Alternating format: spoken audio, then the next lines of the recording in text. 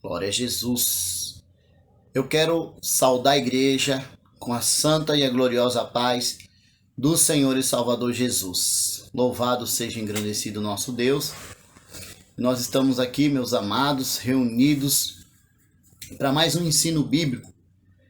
E eu quero, desde já, estar convidando a igreja do Senhor para nós estarmos fazendo esta oração modelo que se encontra lá no Evangelho, Mateus capítulo 6, a partir do verso 9, que é a oração modelo que o Senhor Jesus tem nos ensinado, para que nós possamos estar dando início a mais um ensino bíblico, ensino da palavra do Senhor. Amém? Oremos ao Senhor. Pai nosso que estais nos céus, santificado seja o teu nome, venha o teu reino, seja feito a tua vontade, assim na terra como nos céus. O pão nosso de cada dia nos dai hoje, perdoe as nossas dívidas, assim como nós perdoamos aos nossos devedores. Não nos deixe cair em tentação, mas livra-nos do mal, porque teu é o reino, é o poder e a glória para todos sempre. Amém. Pai, em nome do Senhor e Salvador Jesus Cristo, Senhor, nós estamos iniciando mais um culto agora, Senhor, a qual nós iremos meditar sobre a Tua palavra, Senhor, meditar sobre os Teus ensinos, sobre os Teus ensinamentos, aquilo que o Senhor tem para os nossos corações, Senhor. Nós te pedimos que todo impedimento, meu Pai, seja jogado por terra, porque a partir deste momento nós queremos, Senhor, aprender mais de Ti. Te pedimos, Senhor, que fique registrado, meu Pai, na tábua do nosso coração, para a Tua honra e para a Tua glória, Senhor. Nós te agradecemos e pedimos que o Senhor venha abençoar, Senhor, este ensino, abençoar os Teus servos que estão cultuando conosco através deste culto online, Jesus. Graças te damos e te agradecemos em nome do Senhor Jesus. Amém, meus amados. Louvado e engrandecido é esse Deus fiel, justo, verdadeiro e maravilhoso, é o nosso Pai. Meus amados, nós estamos estudando, Carta aos Hebreus, e a semana passada nós estudamos o capítulo de número 12. Nosso amado pastor trouxe ali o ensino da palavra e nós aprendemos muito. E aprendemos muito com a palavra do Senhor também. Então é muito bom, amados, nós se prontificarmos para fazer a vontade do Senhor. E como nós vamos saber que a vontade do Senhor ela tem que ser feita? Porque o Senhor nos direciona através da Tua palavra, o Senhor nos direciona através dos Seus profetas, o Senhor nos direciona porque a palavra do Senhor é a voz, é boca de Deus para nossas vidas. Amém, meus amados? A palavra nos diz que muitos padecem, Muitos padecem por não conhecer as Escrituras e o poder de Deus. O povo recebe o engano, recebe a mentira, por não conhecer as Escrituras e o poder de Deus. Amém? E o Senhor tem nos dado essa oportunidade para nós estarmos aprendendo mais do Senhor, aprendendo da Tua palavra. E esse estudo é uma bênção nas nossas vidas. Porque a palavra ela nos traz cura, nos traz libertação, nos lavra, nos exorta, nos ensina e nos reveste. E aqui em Hebreus nós entendemos que o Senhor ele separou essa passagem para os hebreus, E aí nós vamos entender quem são, os hebreus. Os hebreus são os judeus que se converteram ali naquele primeiro momento, naquele primeiro século, que eles se converteram ao cristianismo. E aí a gente vem buscar esse texto, porque os hebreus eles receberam ali um ensino, receberam uma instrução e eles trazem consigo alguns valores, né? Aquilo que verdadeiramente eles acreditavam e tragam para si como alguns pontos que eles consideram assim positivo para se viver. E aí, amados, nós entramos em um assunto que todas as vezes que há uma conversão, porque a conversão essa é mudança de direção, nós entendemos que precisa haver um discipulado, precisa haver um ensino, precisa haver um ensinamento, né? Alguém que possa instruir naquela condução, naquela conversão, naquela direção que está sendo tomada. E o cristianismo, quando eles aceitaram, né, o cristianismo, receberam a Cristo com fé como seus únicos suficiente Salvador, então é como uma escada. É necessário que nessa escada subamos um degrau de cada vez. É necessário que nós possamos estar subindo este degrau do entendimento e do ensino, né, do discipulado, porque eles já vieram com uma cultura, vieram com uma educação religiosa, aquilo que eles aprenderam, né, na lei, baseado, e alguns costumes e alguns valores que foram agregados. Então, na medida que eles iam crescendo, ou seja, subindo esse degrau, eles queriam trazer consigo alguns valores, ou seja, eles queriam agregar aquilo que eles achavam que estava sendo certo, que precisava ser da mesma maneira conduzido. E aí o autor da carta aos Hebreus, ele começa a trazer, quebrando esses ensinos, quebrando esta conduta, para que eles continuassem a prosseguir o caminho que é o caminho de Cristo. Então, meus amados, aí eles começam ali a dizer no capítulo 1, né? Eu vou fazer uma pequena introdução ali, uma breve introdução dos capítulos, para que nós possamos estar entrando nesta última carta, né? Que é a carta do capítulo 13 de Hebreus. Então, nós precisamos ter essa pequena introdução, né? Os nossos amados irmãos trouxeram ali, né, ensinos de cada capítulo ali, mais assim específico, relacionado a muitos outros assuntos que foram colocados, mas nós vamos só introduzir para que nós possamos entrar no texto que nós estamos. Então, amados, no capítulo 1 da carta aos Hebreus, nós entendemos e compreendemos, né, que o Filho de Deus, Jesus, ele já começa a trazer essa revelação, falando que Deus outrora já havia falado, né, e em muitas vezes, de várias maneiras, usando ali os teus profetas e trazendo esta revelação sobre Jesus Cristo.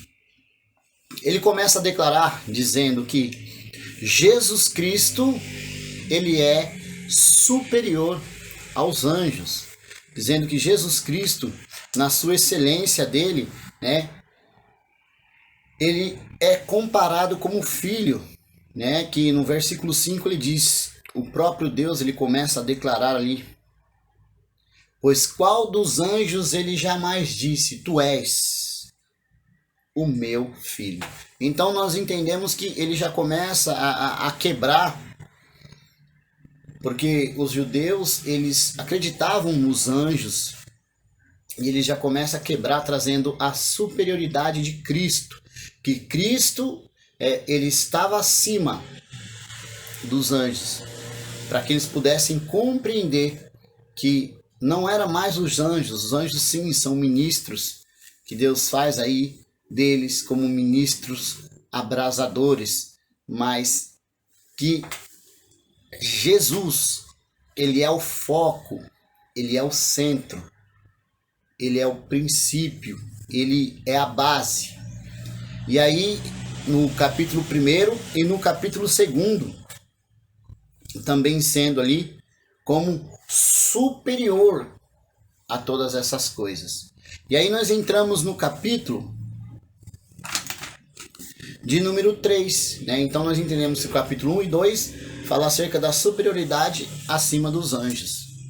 E agora nós entramos no capítulo 3, o capítulo 4 e o capítulo 5, que fala agora sobre Jesus novamente. Mas agora Jesus ele vai aparecer sendo superior a Moisés. Porque Moisés ele trouxe toda a lei ali e foi dada por Deus, mas a lei ela aponta para Jesus. Então todas as coisas simbolicamente apontam para o nosso Cristo, para o Cordeiro. E Deus traz esse entendimento para que possam entender e compreender que Jesus agora, ele sendo Filho de Deus, ele é superior agora a Moisés. Moisés foi um homem de Deus, um escolhido do Senhor para fazer uma grande obra na vida, no meio dos hebreus. Como profeta, como um homem cheio e que conduzia o povo segundo a vontade de Deus. Mas ele diz que Jesus ele é superior a tudo isso. Então nessa primeira aliança, ele começa a quebrar esse paradigma. No primeiro, no segundo, os anjos. No terceiro, no quarto e no quinto, ele traz focado, falando sobre Jesus, né? No quinto, ele fala um pouco de Jesus também, né? Mas Jesus agora ele aparece como nosso sumo sacerdote e Jesus como a âncora da alma que precisa ali de algo novo a ser transformado, né? Então no 3, no 4 e no 5 fala sobre isso. Já no capítulo 6, o capítulo 7, o capítulo 8, o capítulo 9 e o capítulo 10 também vai falar do nosso Jesus, né? Só que agora, nesses 1, 2, 3, 4 capítulos, 5 capítulos, né? É do capítulo 6, 7, 8, 9 e 10, que são 5 capítulos. Agora vai falar que Jesus ele é superior a Abraão. Abraão, o pai da fé. Então nós vemos que Cristo, como mediador agora da nova aliança, passando ali a esperança âncora, como nosso sacerdote, como uma esperança viva. Agora ele está como nosso mediador desta nova aliança ali no capítulo 8, mas deixando bem específico que agora Abraão, que estava no princípio, que Deus havia feito ali a promessa que seria pai de muitas nações, ele agora entende que Abraão sendo a figura, o pai da fé, aquele a qual nós somos descendentes, é grande, foi poderoso em obra, em fé, amigo do nosso Deus. Agora, o nosso Jesus, ele vem sendo superior a todas essas obras e dizendo que essa nova aliança, né, essa aliança que foi feita lá na primeira aliança, agora Cristo vem com esta segunda aliança. E essa segunda aliança, essa nova aliança, que é do sangue do nosso amado Jesus. E nós entendemos quando Abraão, ele está lá em Gênesis capítulo 22, quando ele começa a receber do nosso Pai, do nosso Jesus amado, o Filho, ele é provado. E quando ele é provado, Deus pede para levar até Moriá. E quando ele chega em Moriá, ele prepara para fazer aquele sacrifício, sobe. E o anjo brada porque viu que verdadeiramente ele ia fazer aquilo que Deus tinha preparado. Mas o anjo bradou e ali aparece um cordeiro para que ele possa fazer aquele sacrifício, aquela adoração. E nós entendemos na tipologia de Cristo, né? Já apontando para Cristo, que tudo leva, o tabernáculo, ele aponta para Cristo. As ordenanças que Deus colocou, as cores, apontam para Cristo, para o reinado, para a vida do nosso Salvador. E aqui não é diferente. Porém, eles haviam se convertido, mas estavam querendo agregar algumas coisas. Então, do capítulo 1 ao 2, está falando que Jesus, ele é superior aos anjos. Terceiro, e o capítulo 4 e o 5, Jesus é superior a Moisés. Do 6º, 7º, 8º, 9º até o 10º, Jesus é superior a Abraão. Então, ele abrange toda a grandeza de todas as coisas que foi feito. Jesus, ele está. E no capítulo 11, a gente olha aqueles homens que alcançaram, né, a graça e a vitória por causa da fé, daquilo que eles creram, né, e foram até o fiel até o fim, guardando ali a confissão da sua fé, ainda que isso custasse-lhe a morte, mas eles ficaram firmes, né? E nós conhecemos esse capítulo, né? Algumas pessoas falam, olha o resumo, né, da palavra, porque aqui, desde o princípio, né, quando se fala ali de Abel, que ofereceu a Deus, e vai falando de outros servos de Deus que foram vitoriosos, fala de mulheres, de Raabe, que receberam a vitória, dos profetas, pessoas que estavam ligadas na fé, né? A gente costuma dizer que aqui é a galeria da fé, que fala dos homens e mulheres que tiveram fé em Deus e receberam a vitória. E no capítulo 12, Deus vem ali e traz alguns ensinos sobre que é necessário, né, ser corrigido, ser direcionado, para que possa alcançar a vitória, e que isso não pode até causar tristeza, mas é para que tudo seja para a honra e glória do Senhor Jesus, porque qual é o pai que não ama o seu filho, que não corrige, que não ensina, que não direciona? Assim é o nosso Deus. Então, amados, nós entendemos que Jesus, do primeiro capítulo ao capítulo 10 capítulos, né, de Hebreus, falando e enfatizando Jesus como nosso sumo sacerdote, como nosso mediador, como nosso salvador, como nosso Deus eterno, supremo, acima de todas as coisas. E nós chegamos agora no capítulo 13, né, que é o último capítulo de Hebreus, e é uma exortação à vida de todos os cristãos. O que nós precisamos guardar e levar até o fim para nós recebermos a nossa vitória. E aí ele fala: permaneça o amor fraternal. Não vos esqueçais da hospitalidade, pois por ela alguns, sem saber, receberam anjos. Então, o que o Senhor Jesus ele disse, amar o nosso próximo como a nós mesmos. Que o amor ele seja, né, com o nosso irmão, com o nosso vizinho.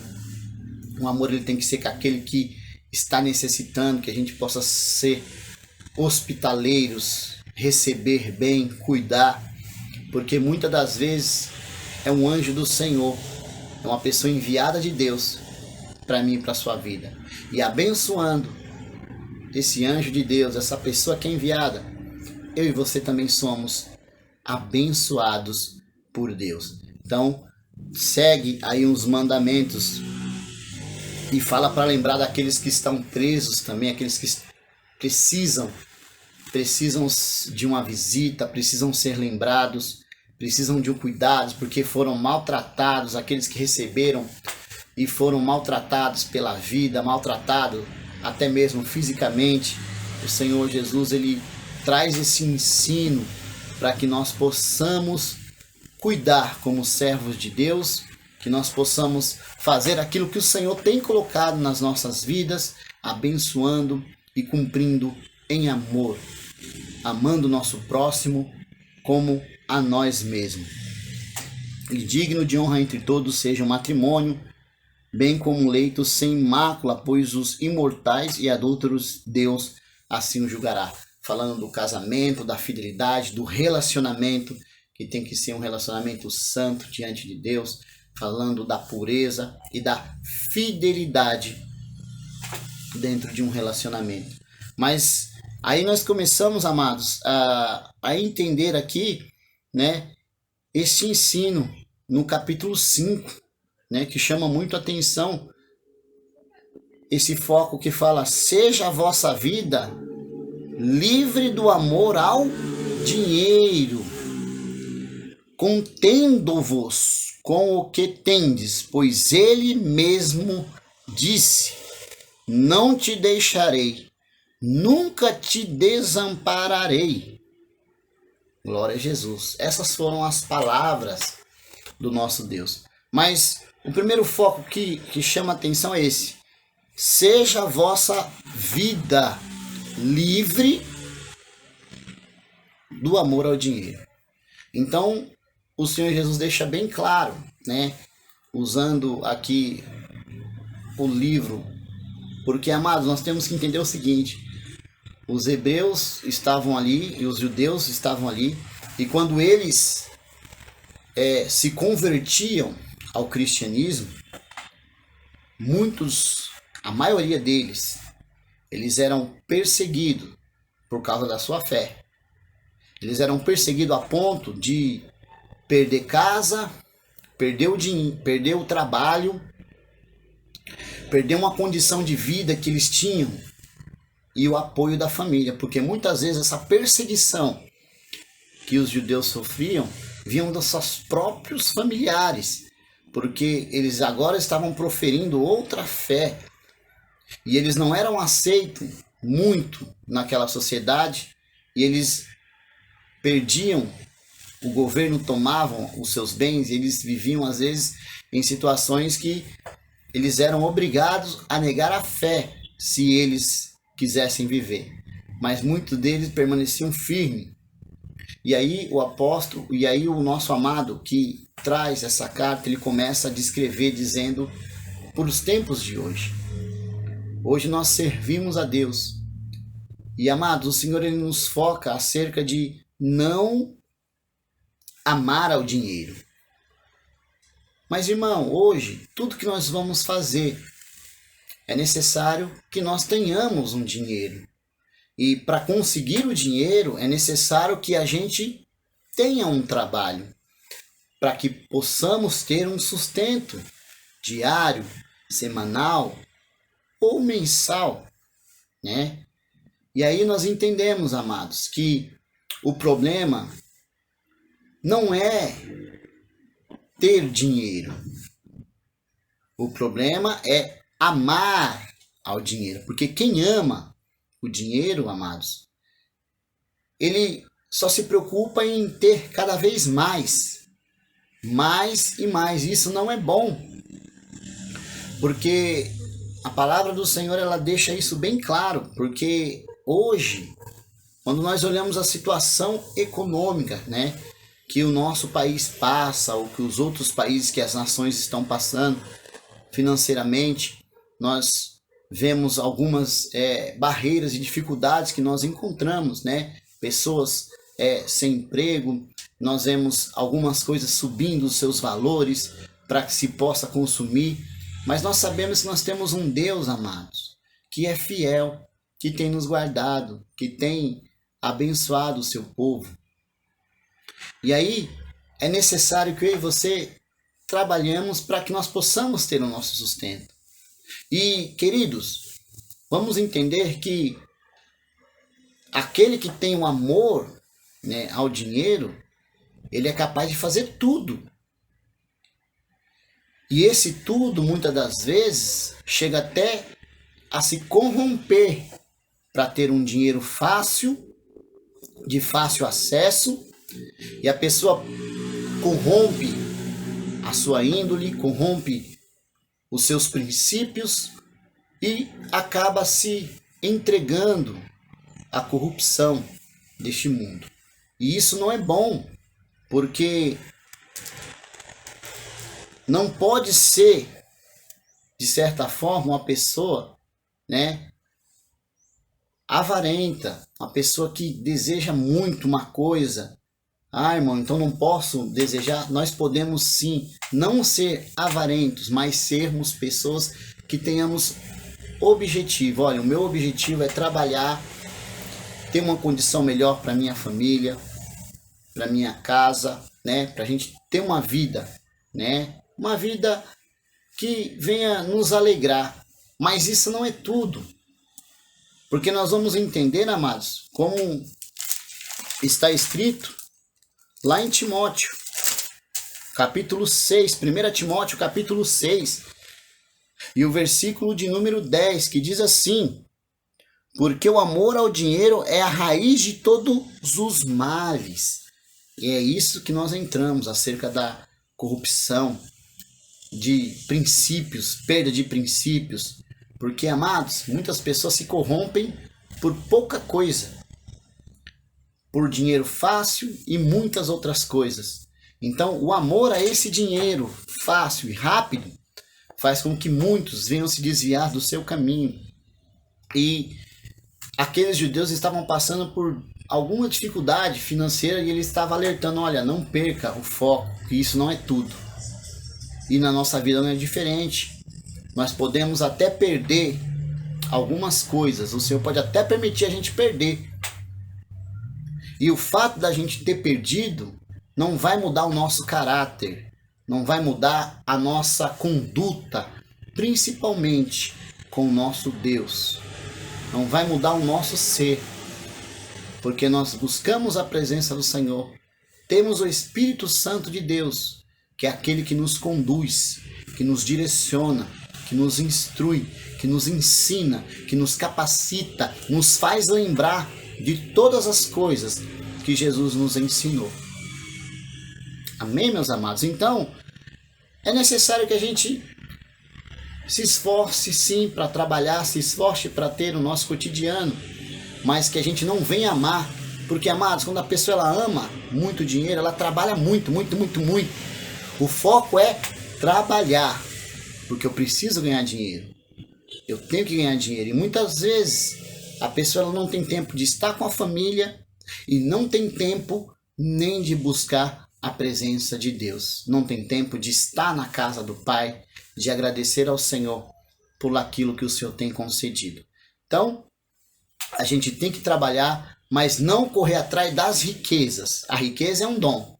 Sim, o Senhor pode abençoar a minha e a sua vida com riquezas? Pode sim.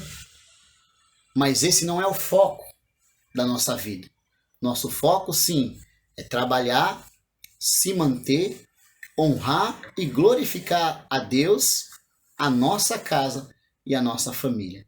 E Deus assim também vai ser louvado e engrandecido. Porque Jesus ele tem ensinado isso lá em Mateus, no capítulo de número 6. Jesus ele ensina. Jesus traz esse ensinamento para nós. Em Mateus capítulo 6, o versículo 19, ele diz assim, ó: não ajunteis tesouro na terra, onde a traça e a ferrugem destrói, onde os ladrões arrombam e roubam.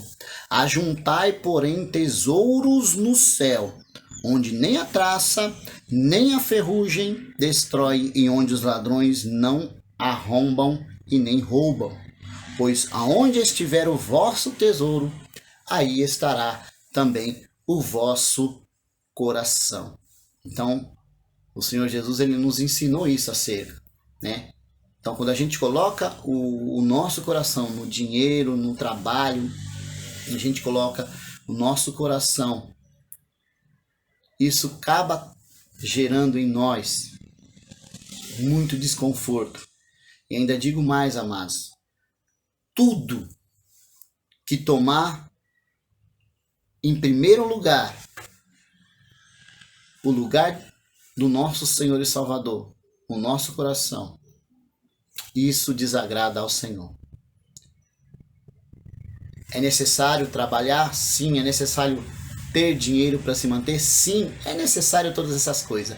Mas tudo que toma o lugar do nosso rei dentro do nosso coração, em primeiro lugar, deixa de desagradar ao Senhor. E aquilo que toma o lugar do nosso Senhor pode nos levar a um caminho que não é muito agradável. Tem pessoas que amam demais os filhos, esposa, família, emprego, status, a posição que se encontra. Porque, amados, aqueles fariseus, eles amavam a posição que eles estavam. Veja que Nicodemos foi ter com Jesus, mas foi ter às escondidas, porque ele sabia que se alguém soubesse que um chefe da sinagoga estava indo ter uma conversa com Jesus, consequentemente, ele poderia perder o seu status, a sua posição. Mas entendam uma coisa, amados. O nosso Senhor e Salvador, Ele nos dá a oportunidade de podermos buscar a Ele. Ainda que seja, olha, irmão, eu trabalho, mas eu tenho o domingo que eu posso cultuar. Olha, irmão, eu folgo um dia da semana, eu posso ir nesse dia da semana, numa quinta-feira, numa quarta. Eu posso buscar o Senhor dessa maneira. Mas o importante é a gente sempre colocar o reino dos céus e as coisas que vêm do alto. Porque Jesus disse, buscai primeiro o reino dos céus e a sua justiça, e as demais coisas não serão acrescentadas. As bênçãos, as riquezas, tudo isso o Senhor tem para mim e para a sua vida. Mas nós temos que estar com o coração não preso nessas coisas. E aí no verso, nesse versículo 5, o próprio autor ele começa a dizer assim, ó: contendo-vos com o que tendes, pois eles vos disse. Ou seja, a gente tem que se conter com aquilo que o Senhor Jesus nos deu. Aí eu faço uma pergunta: você é feliz com o que Jesus te deu? Nós somos felizes com o que o Senhor Jesus tem nos dado? A casa, a família, os filhos, a esposa, os parentes, os amigos, a graça que o Senhor tem nos dado. Porque, amados, às vezes a pessoa deseja tantas coisas e ela coloca em si, olha, se eu tivesse uma boa casa, se eu tivesse um carro novo, se eu morasse num lugar, uma casa na praia, eu acredito que eu seria feliz. Todas essas coisas são coisas boas. Mas, amados, a felicidade ela não pode estar alicerçada em algumas coisas que nos traz contentamento, porque é perigoso. E nós vamos ver isso aí em 1 Timóteo capítulo 8. 1 Timóteo capítulo 6 e o versículo 8 diz assim, ó: tendo, porém, sustento e com que nos vestir, estejamos nós contentes. Olha que maravilha! Isso é maravilhoso, igreja. Isso é algo tremendo, porque a gente entende o seguinte: Jesus disse para não amar o dinheiro, para não ter um amor ao dinheiro, porque o dinheiro ele é a raiz de todo mal. O homem trabalha muito, às vezes, juntando tesouro na terra e esquece de buscar aquilo que verdadeiramente importa, que é a nossa salvação. E aí, amados, ele nesse verso 5 mesmo, ele traz outra coisa dizendo, olha, não tenham amor ao dinheiro, mas contentai-vos com o que vocês têm. Então, amados, o contentamento, a gente se ser feliz, né, pelo que o Senhor nos deu. E isso é bom, é gratificante, porque, amados, a gente agradece ao Senhor. Agradece ao Senhor pela saúde, a gente agradece ao Senhor pelo alimento, pela família. A gente agradece ao Senhor em todo o tempo. Isso nos traz uma alegria, um regozijo dentro de nós. E a gente tem que ter esse regozijo. E este ensino está dizendo, olha, não precisa de muito para ser feliz. Tem pessoas que na sua simplicidade, na sua casa simples, mas ela sente uma alegria de estar na sua casa.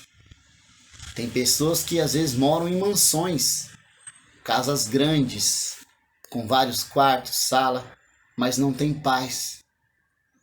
Não tem alegria, não tem o prazer de chegar em casa, porque lá ela vai encontrar alguma situação que ela não tem como resolver. Vai encontrar um problema que vai trazer uma frustração tão grande para dentro dela. E amados, e às vezes ali naquela simplicidade, família unida, onde há o respeito, onde há o carinho, onde há o amor, onde há a concordância, a alegria, o regozijo. A pessoa entra, sente a presença de Deus, se sente tão bem, e isso é bom. E aí nós entendemos sobre esse versículo, tendo porém sustento. Pronto. Se eu tenho o meu trabalho, não importa qual seja a minha profissão, não importa qual seja a minha maneira de conduzir, o que importa é que é um trabalho digno, que você executa o seu trabalho e aí nos dias que você precisa, o seu sustento cai na sua conta, a sua provisão cai na sua conta, você honra os seus compromissos e é feliz. Ainda que não dê para você fazer tudo que você gostaria de fazer, mas você se alegra em Deus.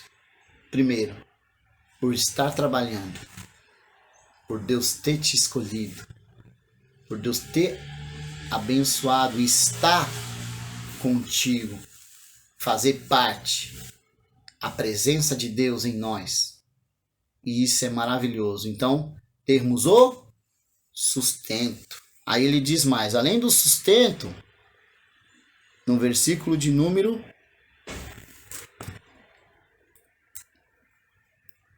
8, tendo com quem nos vestir. Então, amados, nós temos um trabalho, estamos vestidos, né?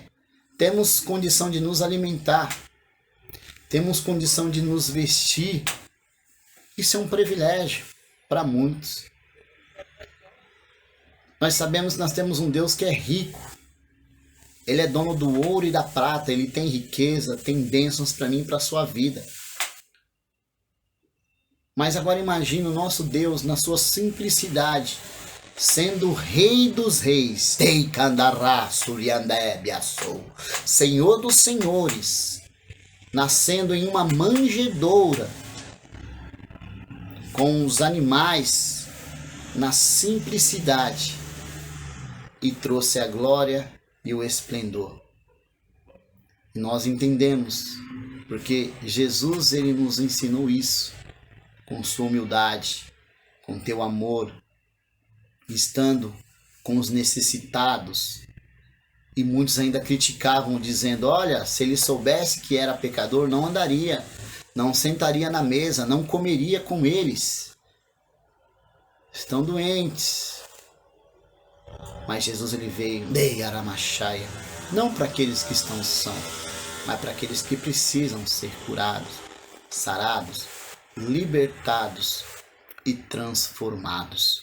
Então, amados, nós entendemos aqui que nós temos que ser felizes com o que o Senhor nos deu.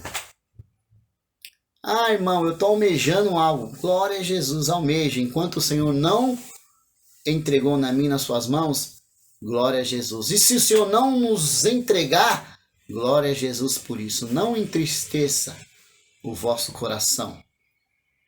Mas, como a palavra diz, creia em Deus, que é fiel para cumprir essa boa obra nas nossas vidas.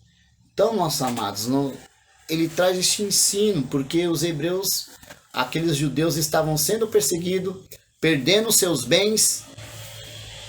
E ele traz esse ensino para que trouxesse um fortalecimento, para que eles pudessem ali continuar buscando a presença de Deus e tendo a certeza que se o Senhor permitiu algo acontecer, se o Senhor permitiu, Deus seja louvado e exaltado.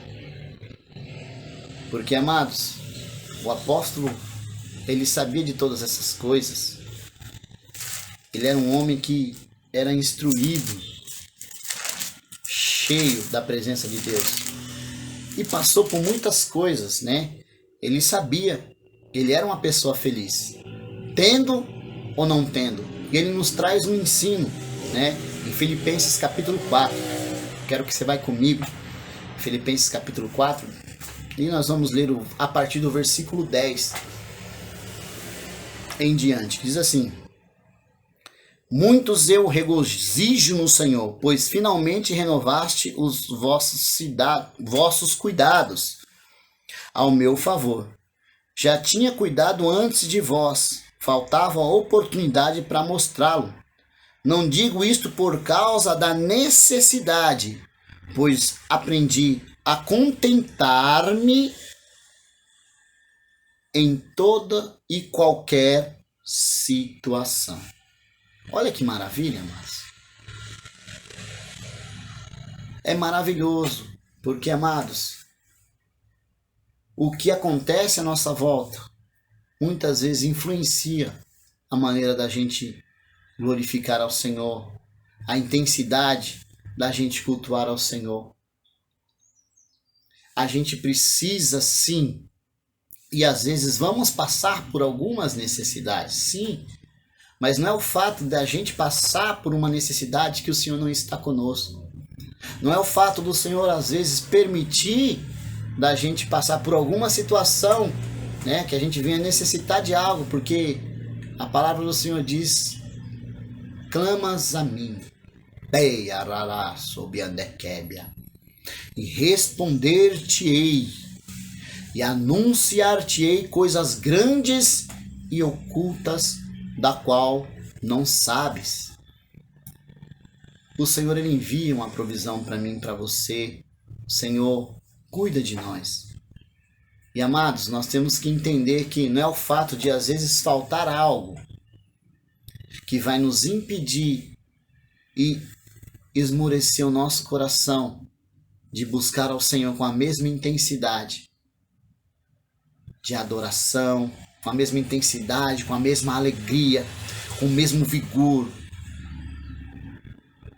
E nós temos que entender, e o apóstolo Paulo, ele sabia, olha, eu já passei necessidade, mas não é porque eu estou necessitado que eu vou deixar de fazer. Pelo contrário, eu sei buscar ao Senhor com necessidade e também com abundância. E nós vamos ver isso no verso 11. Digo isto por... Verso 11. Não digo isto por causa da necessidade, porque eu aprendi a contentar-me. Olha que palavra maravilhosa, né? É agradecer ao Senhor pelo que a gente tem no momento. Senhor, obrigado, porque hoje eu tenho uma mistura. Eu posso me alimentar.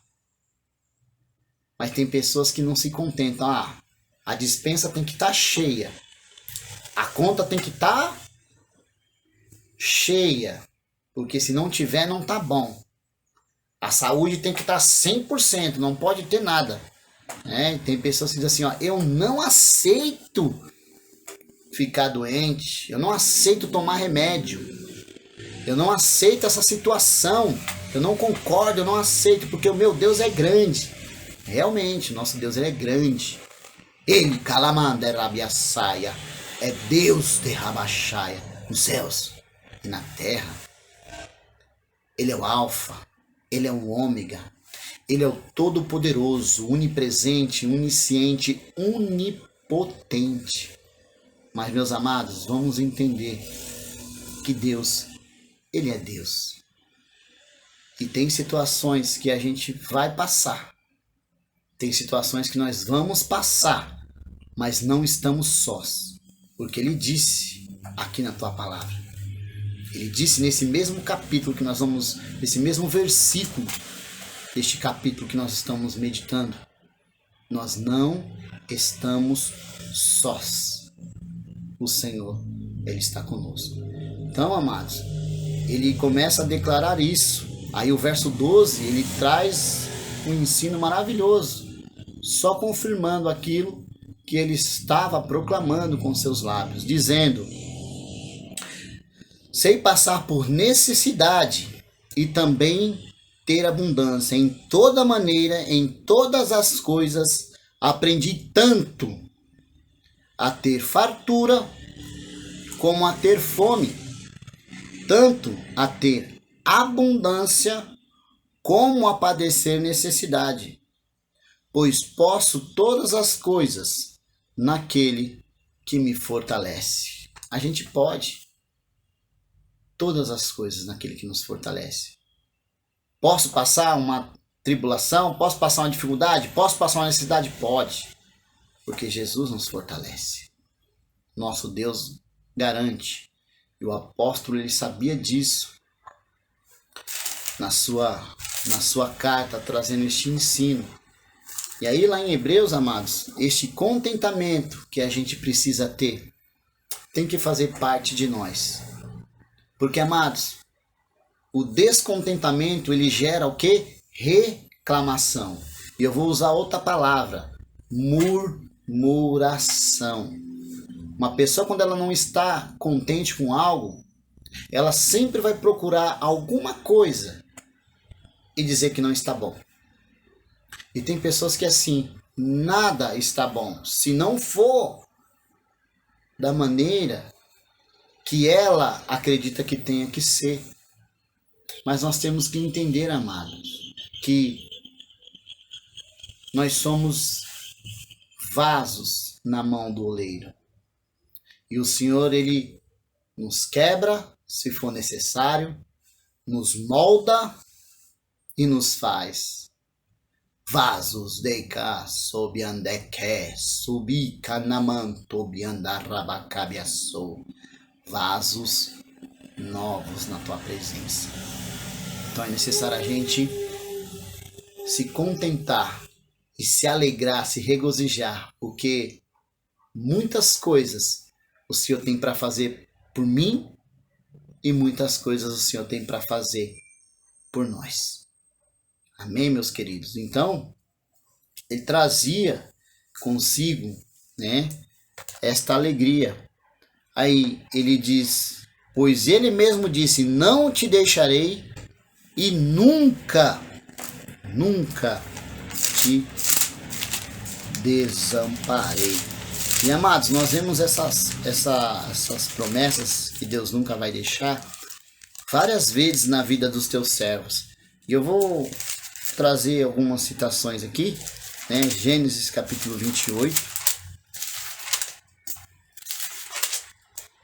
E aí nós vemos aqui no versículo 15, que ele diz assim, ó: estou contigo e te guardarei por onde quer que fores, e te farei tornar-te a esta terra. Não te deixarei até que tenha cumprido aquilo que eu tenho dito. E isso ele estava dizendo sobre a vida de Jacó. Jacó passou um período ali, teve um encontro com Deus ali no vale de Jaboque, e Deus ali trouxe algo novo para a sua vida. Ele trilhou ali na casa do seu tio, Deus deu família, Deus abençoou, deu riquezas, deu filhos e fez com que ele voltasse para a terra. Então, amados, não importa o que eu e você estamos passando, Deus, nosso Senhor, Ele está conosco. Nosso Senhor, Ele não tem nos desamparado. E isso não foi só uma vez que o Senhor fez isso. O Senhor, Ele falou também sobre a vida de um escolhido que Ele levantou. Josué capítulo 1. E o verso 5 diz assim: ninguém te poderá resistir todos os dias da tua vida. Como fui com Moisés, assim serei contigo. Nunca te deixarei e jamais te desampararei. Josué teve momentos de peleja, de dificuldade na peleja, na luta. Teve que conquistar ali aquelas cidades, teve que lutar com reis. Teve momentos da batalha ali que 5 reis se juntaram ali contra um dos que eles haviam feito aliança, e Deus foi com ele. Deus foi com ele de uma maneira tão terrível que ele orou, e o sol parou e a lua se deteve no vale de Aijalon. Então nós vemos, amado, que nós vamos travar nossas batalhas sim, mas o Senhor é aquele que está conosco. O Senhor é aquele que não tem nos desamparado. Pode uma mãe se esquecer do seu filho, todavia eu jamais te esquecerei, porque teu nome está gravado, o na palma das minhas mãos. Assim o Senhor, Ele fala através da tua palavra. Graças a Deus. E não foi só na vida de Jacó, na vida de Josué, que o Senhor Jesus abençoou, que Deus fez essa promessa. É nas nossas vidas também.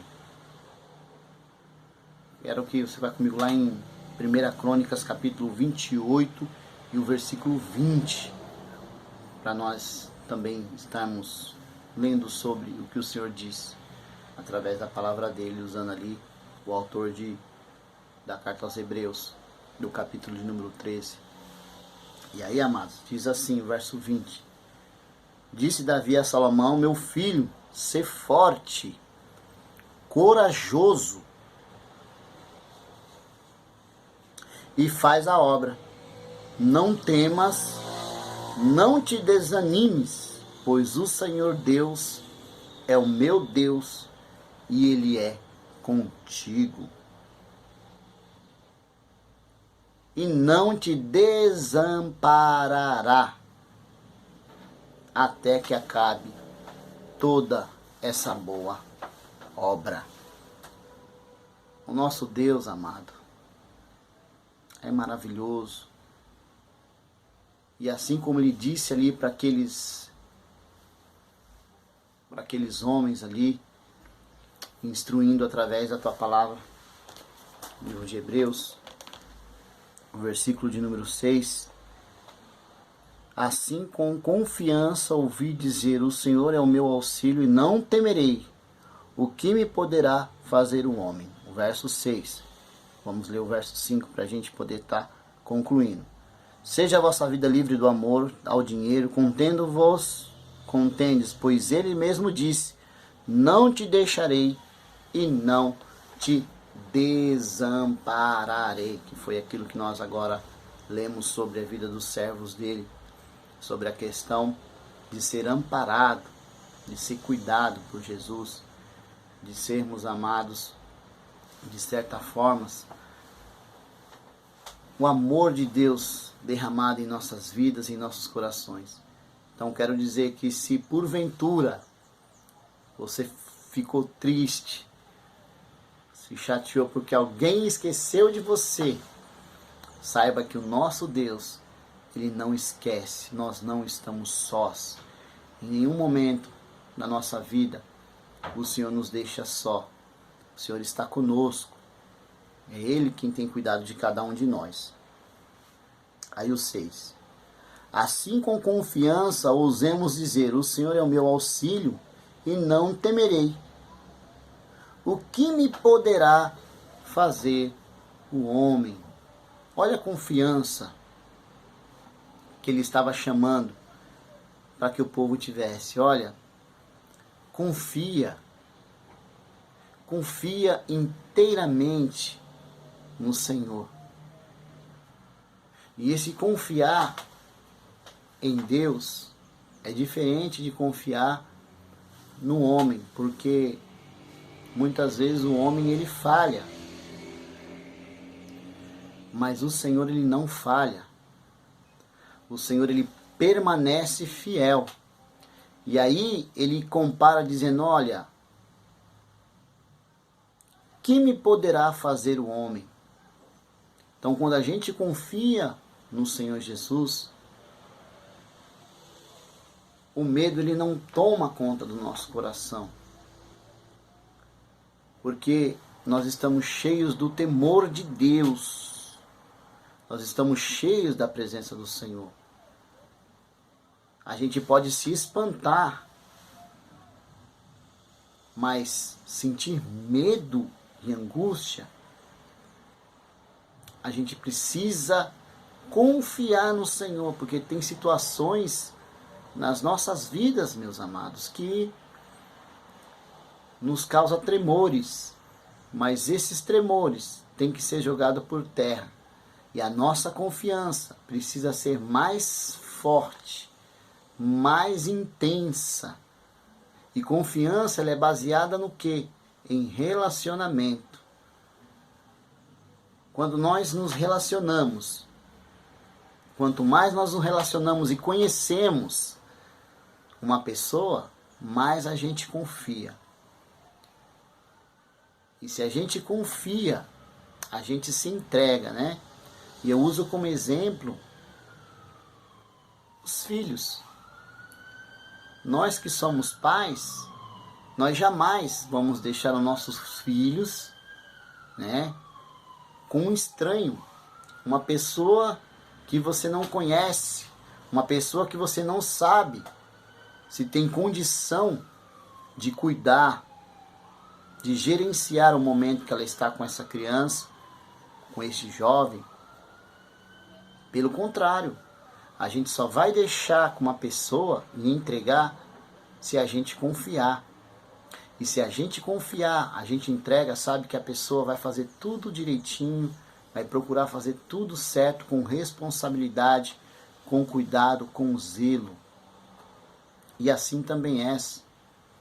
Quanto mais a gente se achega a Deus, quanto mais a gente busca a Deus, quanto mais a gente se relaciona intimamente, profundamente, a gente se entrega e confia no Senhor.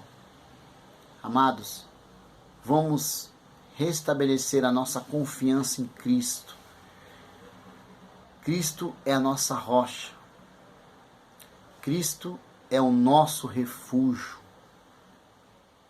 Cristo é a nossa fortaleza. Cristo é o nosso socorro bem presente na hora da nossa angústia, a qual nós podemos clamar a Ele quando nós precisarmos. Então, amados, confia no Senhor Jesus. Que a minha e a sua confiança não esteja, amados, na nossa condição financeira, não esteja na nossa condição, no nosso trabalho, naquelas pessoas que nós temos como alicerce. Porque se porventura ele ou ela falhar, o nosso Deus, ele não falha. O nosso Deus, ele permanece. E isso é bom aos olhos do Senhor, porque em todas as coisas que está acontecendo no mundo, amados, isso só nos leva a buscar mais a presença do Senhor. Isso nos leva a buscar mais, muito mais a Deus, porque os sinais estão aí se cumprindo. Nós vemos algumas nações se entrando em processos humanitários que corta o coração de se ver, né, vamos dizer assim, mas tudo isso é para que a palavra se cumpra. Isso não pode gerar em nós um medo. Medo, né? O que está afetando hoje? Hoje nós estamos num quadro, né, que que já está indo aí para quase, né, um período já, 2 tempos, tendo que usar máscara, tendo que se precaver, tendo que vigiar, tendo que se vacinar. E isso tem gerado muito medo em muitas pessoas, até mesmo pelo quadro, pelas percas que algumas pessoas tiveram. Mas, amados, vamos vigiar e confiar no Senhor. Que não é a situação que o mundo se encontra hoje que venha nos causar medo, medo de sair de casa, medo de fazer alguma coisa. Pelo contrário, vamos buscar ao Senhor, vamos buscar uma direção e confiar no Senhor, porque é Ele quem nos guarda, é Ele quem está conosco, é Ele quem tem preparado todas as coisas. Então a gente encerra esse período aqui, né? E depois a gente dá continuidade a partir do versículo de número 7. Né? Não temerei ao homem. Então, amados, que nós possamos confiar em Deus e aquilo que cada um de nós temos possa ser guardado como tesouro dentro dos nossos corações. E eu quero convidar você para nós estarmos fazendo uma oração, para nós encerrar este ensino, que tudo é para a honra e glória do nosso Senhor e Salvador Jesus. Pai Santo, Eterno e Maravilhoso Jesus, Senhor, eu me coloco diante da Tua presença, Senhor, te agradecendo por este ensino, Pai. Te agradecendo pela Tua palavra, meu Deus, que é um alicerce para as nossas vidas. Que a Tua palavra, Senhor, como Davi, ele proclamou que a Tua palavra eu escondi, guardada no meu coração, Senhor, para não pecar contra Ti. Que nós possamos guardar, Senhor, a Tua palavra, possamos guardar a Tua vontade em nós. Nós te pedimos e te agradecemos em nome do Senhor e Salvador Jesus. Pai, muito obrigado, Senhor. Muito obrigado por essa oportunidade. Senhor, obrigado, Senhor, por tudo que o Senhor tem nos feito. Pela vida, pela saúde, pela família, pelo ministério e principalmente pela graça. Dei candarabá subi canché. Ha de calamando ribia sobecaia. Porque, Senhor, o que seria de nós? Que a graça do Pai, que a graça do Filho, que a graça do Espírito Santo de Deus seja sobre as nossas vidas,